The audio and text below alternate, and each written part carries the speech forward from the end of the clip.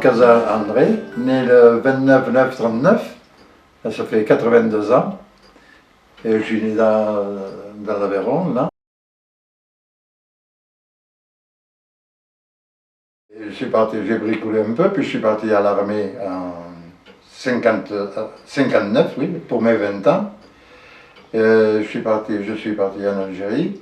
J'y suis resté un an et un peu plus, et en mars 61, j'ai été blessé, rapatrié sanitaire en avion de Bonn sur Paris, de Bégin, l'hôpital Bégin à l'arrêt à Toulouse, et j'ai fini mon armée après à Tarbes. Et après l'armée, j'ai tourné un peu, j'ai traîné dans les assurances vie, ici à Rodez, et puis à Narbonne, Béziers, et c'est là où j'ai connu mon épouse, puisqu'elle est de là-bas.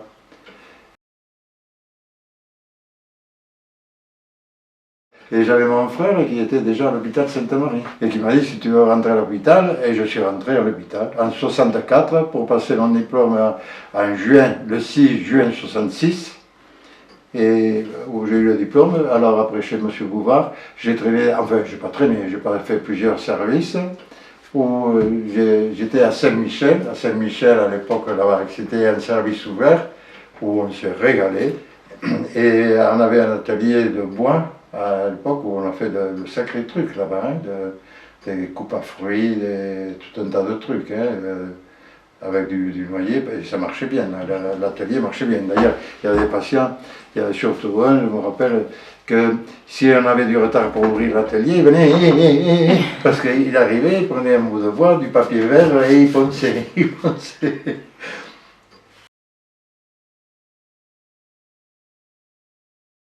Les lavages des fenêtres, démonter la fenêtre, l'amener à la salle de bain, avec une brosse malade à frotter la fenêtre et le savon partout, et malade avec des draps de bain séchés, notre remettait les fenêtres, on avait 25 ans, 30 ans, les fenêtres ça ne nous pesait pas, hein, et c'était vite fait.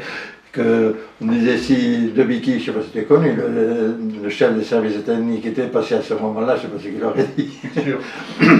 Et les savonnades qu'on faisait en bottes, et pantalon de là-bas, et blouse, et c'est tout. Et rincer les savonnades, vous ne savez pas ce que c'est.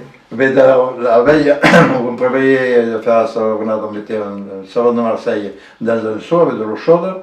Le lendemain, ça avait à moitié fondu, au bas des brosses là. Ça moussait, alors on mettait ça sur le sol, ça frottait et tout, et après on rinçait au jet d'eau. Saint-Michel là-bas et tout, c'est Saint-Jacques, la galerie et tout, au jet d'eau. Bon, parce qu'on était pratiquement, enfin juste en pantalon, bottes et blouse, hein, sinon on se prenait de ces douches, des rigolades.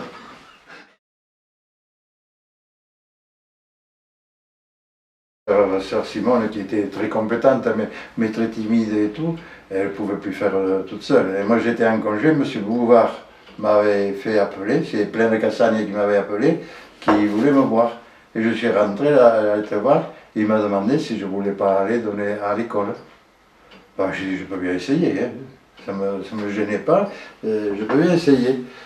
Et je suis rentré à l'école, et ça a été, mais j'avais demandé qu'il me fallait du renfort. C'est là qu'on avait appelé Madame Lemans, Henriette Lemans. Je suis rentré au centre de formation, où c'était la formation pour passer le diplôme d'infirmier de secteur psychiatrique. Et il y avait des promotions de, je sais pas, 30 à 35 élèves par promotion à l'époque, hein.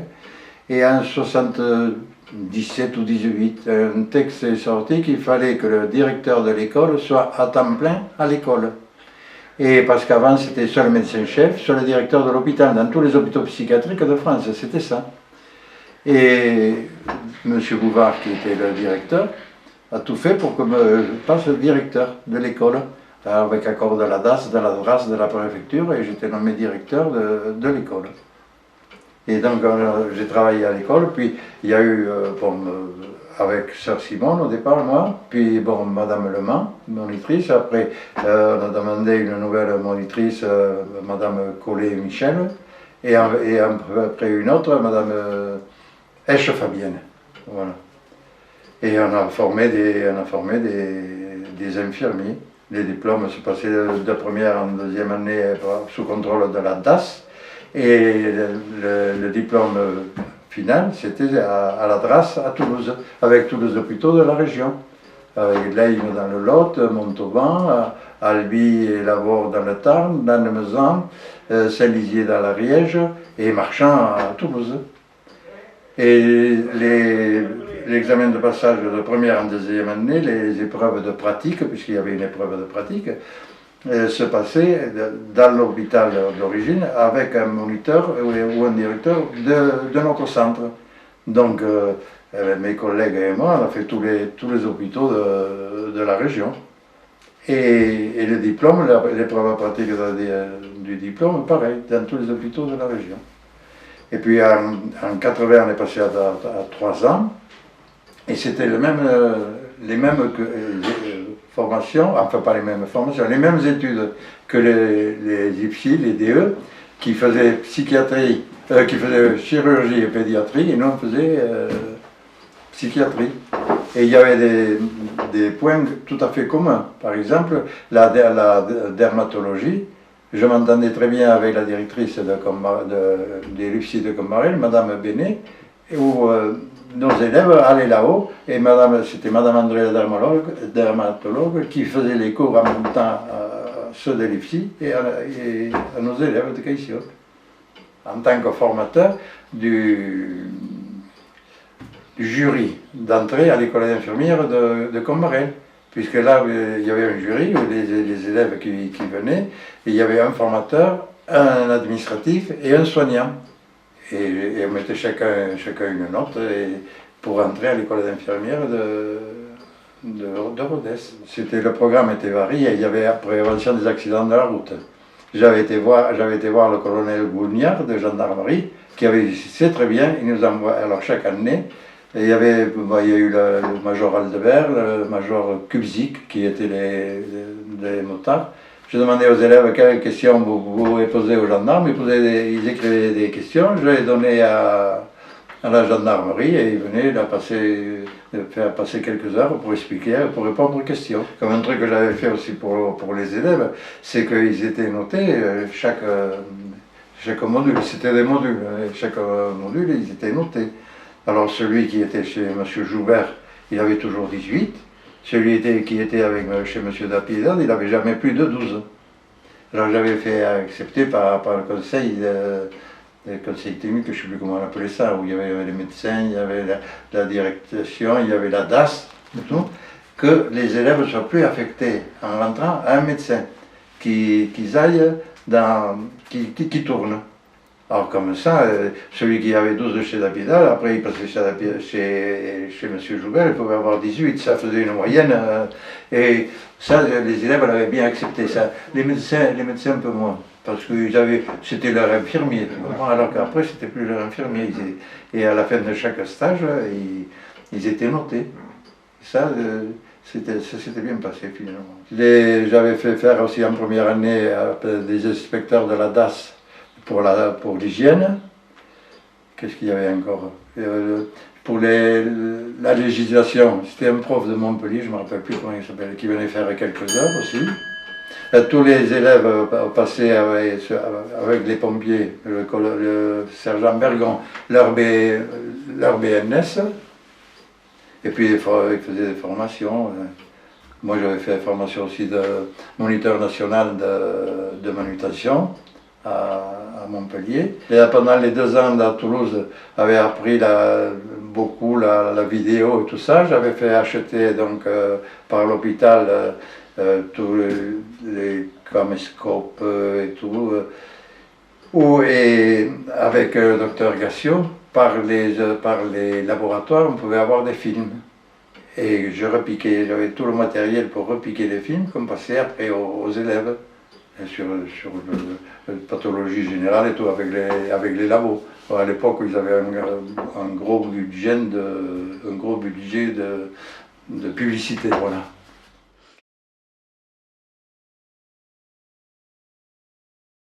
J'étais pendant des années au boulot par plaisir. Ah oui. Oui, parce qu'après, en plus, on a formé des aides-soignantes. des aides-soignantes. Alors là, il y a eu comme monitrice l'aide-soignante Madame Coste, qui était directrice je sais pas, de la maison de retraite. Et après, il y a eu Madame, ça a fini après avec Madame Arnal. Je n'ai vu aucune, je sais pas ce qu'elles sont. Alors on a formé des aides-soignantes des aides-soignantes pour l'hôpital et puis pour les maisons de retraite. Pour Ponsala par exemple, pour d'autres maisons de retraite, la Clos à Riquista, Saint-Geniez-d'Os, Saint-Geniez-d'Os c'était M. Fontanier je crois, Saint-Laurent-d'On c'était M.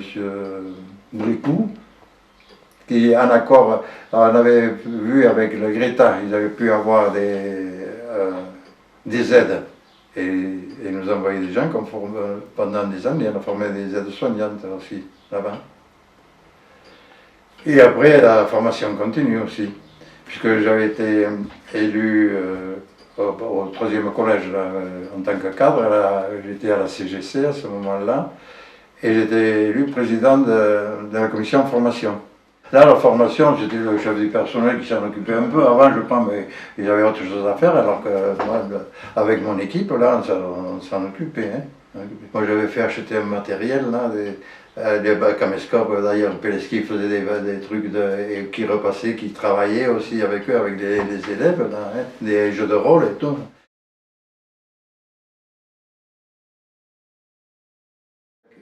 Chaque médecin avait deux surveillants. Un de côté homme et côté femme. Et il y avait 88 agents entre infirmiers, soignants et 8 surveillants. Alors moi j'avais supprimé, j'avais mis qu'un surveillant par médecin et j'ai passé de nuit. Les 3 dernières années, je suis passé de nuit. Et il faisait donc côté homme et côté femme, il n'y avait qu'un surveillant par médecin. Et c'est là que j'avais organisé d'ailleurs une équipe de remplacement. Parce qu'il y avait des services finalement qui la nuit, il y avait deux infirmiers et les services à côté, il n'y avait personne. Alors systématique, tous les soirs, il y avait un infirmier par médecin qui passait au bureau voir, et s'il y avait un service où il y avait un problème et un autre service où ils étaient trop, au début ça avait grincé des doigts, ça avait grincé un peu, hein. Mais après c'est dans les habitudes après.